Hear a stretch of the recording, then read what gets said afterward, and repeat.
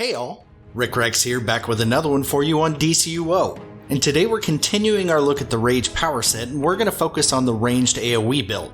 Now once again, you aren't supposed to range with Rage, right? Well, we'll see. Now we of course are going to take a look at the artifacts, the allies, the build, and yes, we're going to check out what kind of damage this thing can do.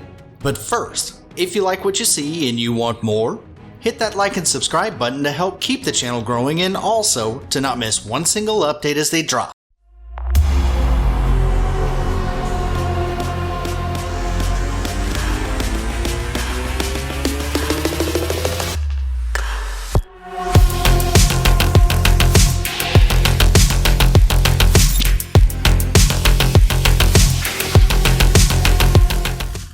Okay, so Rage ranged. Now, everyone says that it just shouldn't happen. Everyone says that it's worthless. Now, while it's true that the build is pretty limited in its choices, not every single boss or ad in DCUO should be meleeed.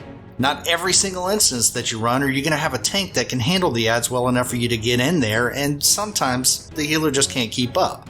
Now, it's not their fault that the power set just doesn't adapt that well to keeping our distance, right? Or does it? Well, that's the question.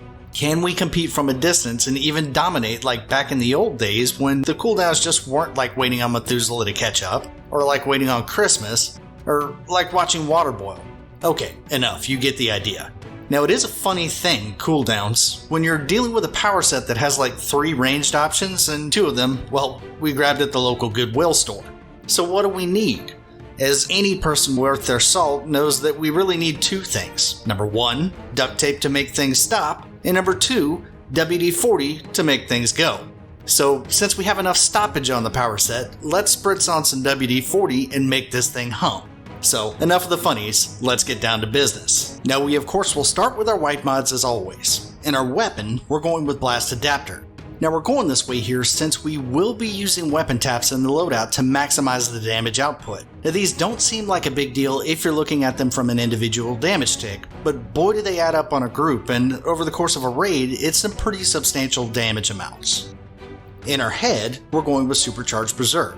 Now we do have to be cognizant of range with this one, and when we use it, get a little closer to the pile of ads, but it's still well worth it to make a change in position when we throw it for the damage that comes from it. Now if you don't want to adjust that position, we can go with Neo Venom Boost as an alternative for this build and the single target build, but remember, it does not have quite the kick that Berserk does.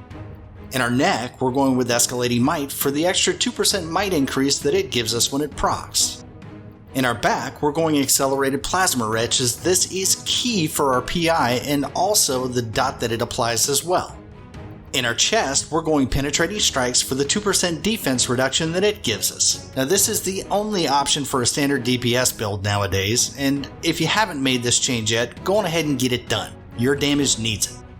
In our legs, we're going Restorative Plasma Retch. Since we will be using this in our loadouts, let's go on ahead and give our healers out there as much help as we can, y'all. In our feet, we're going Tumbling Master to keep us out of trouble.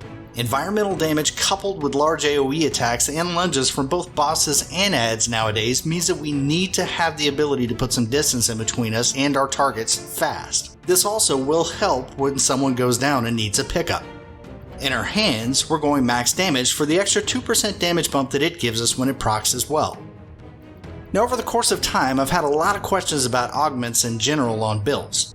Both Episode and Origin augments should be might for this one, and really the only time that it shouldn't be might is if we're concentrating on a prec build. For artifacts, we're going with the Trans Strat Quiz combo for this one. Trans for the extra crits that it provides, Strat to leverage those crits into innate damage, and Quiz for his Mega Blast, Refracto Beam, and the 1% supercharge return that he gives us. For allies, we're going with the AOE Trinity, Superman, Batman Who Laughs, and Shazam. Now we're going with Soups in the damage slot for his Cone Attack Freezing Breath. This one hits super nicely and does some really great damage. Now if you don't have Soups leveled up, we can go Cyborg on this one as he is a bit less expensive and you'll do just fine. For our first passive slot, we're going with Batman Who Laughs for the carts that he throws and the buffs that they provide. He is a staple, by the way, for any DPS build in the passive slot. For our second passive, we're going with Shazam for his Power the Shazamily ability. This gives us a 6% might bump every time we throw an ally. And this buff lasts for 30 seconds, so make sure to keep those allies off cooldown, y'all. And now for the build. For our weapon, the only point that we need to spend here is if your origin weapon is not rifle. If it is, no points are needed, but if it's not, go on ahead and pop one into the rifle slot. For our movement mode, remember we can be any movement that we want with Rage, so we do need one of the movement abilities in there. So let's pick up our super, then grab Downdraft if you're flight or skimming, Cyclone Push if you're super speed, or Throwing Darts if you're acrobatic. Then let's grab our innates. Acrobatics to the lower right, and everyone else to the left. Now for our iconics, we're going to grab Robot Sidekick, Freezing Breath, and if you want, Super Strength for the odd occasion we get to use objects to throw. This is not a big deal if you don't have the skill points for it, or if you simply just don't ever do that. For our skill or stat points, we're going with Super Powered Focus, we're going to max out our crit attack chance and damage, and then we're going to dump everything into Might and Power. Anything left over from here is going to go straight into Precision to make those weapon taps count for as much as possible. Doing this means that there won't be any points into health, so we cannot take a big hit. Because of this, we need to watch our positioning so it doesn't affect us, because remember, a dead DPS does no DPS. So with this build, it puts my might at 216,885 for comparison's sake. This is super important so you'll be able to tell exactly how this loadout's going to perform on your toon. My might on live is significantly higher than this toon's, and you'll probably notice that as well. And now for the star of the show, and that's the loadout. So we're going with Plasma Wretch, Dreadful Blast, either Downdraft, Cyclone Push, or Throwing Darts depending on your movement mode, and Freezing Breath. And we're going to round that out with Robot Sidekick and Berserk.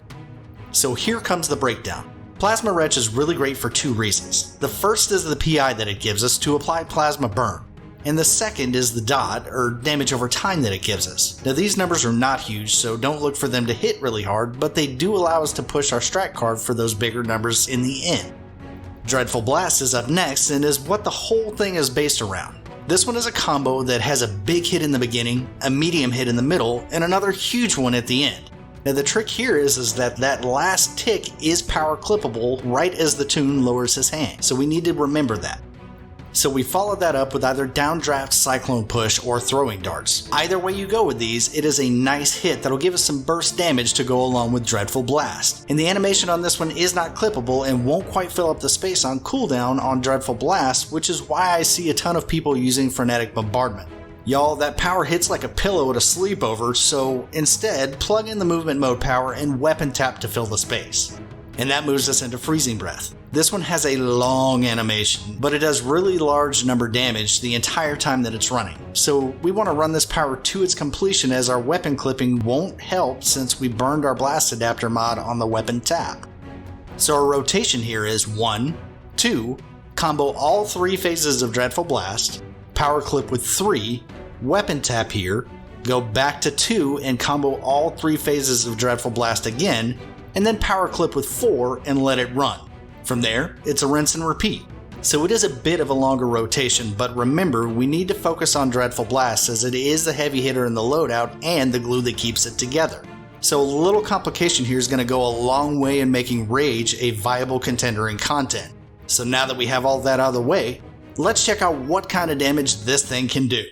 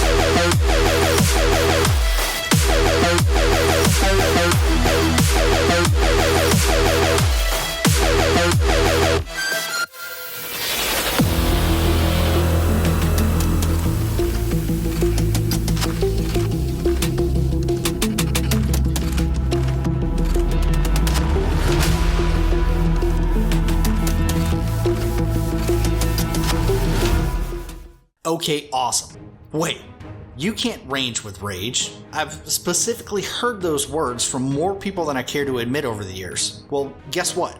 With a little WD-40, this thing is going. And I mean going good. So let's get the bad out of the way right quick, and that's our low. Now it comes in at 220,958 damage per second. And here's the thing, is that a bad parse? Heck no. Matter of fact, it's pretty darn good. The crazy part is that it was really an anomaly. It was only one of 2 that was in this area, and the strat card just really hadn't gotten going yet. From there, we soar all the way up to an amazing 310,718 DPS. Yeah, that's right. Rage ranged broke 300,000. What? So it was also one of 2 that got up in that area, which I love to see. So the Loadout looks to live at, or average out to, the upper 270,000 range in DPS, which is incredible. And I have to say it again. They said you can't range with rage. I love that joke. Okay, even though we did so well here, it's time for my favorite part. Let's drop everything.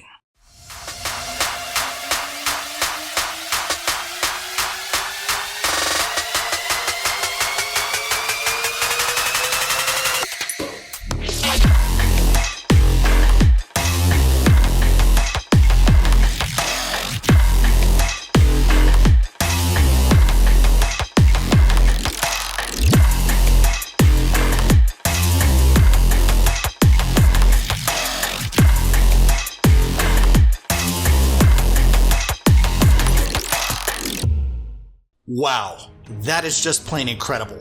Now, note that I did change my positioning for this, and you won't get the crazy results if you don't. Now, if you're gonna keep your distance, go ahead and switch to Neo Venom Boost like we talked about earlier to make sure you get the full benefit from the drop. So our big hit comes in at 2,406,311 damage per second. That's right, that's over 20,400,000 in damage in 10 seconds. You want to melt some ads? This is the way. Now after that, we maintained an average of a little over 300,000 DPS for 4 parses before settling back down into normal. Well y'all, that wraps this one up. Stay tuned for the melee loadout coming up next, and that one's been raging to get out.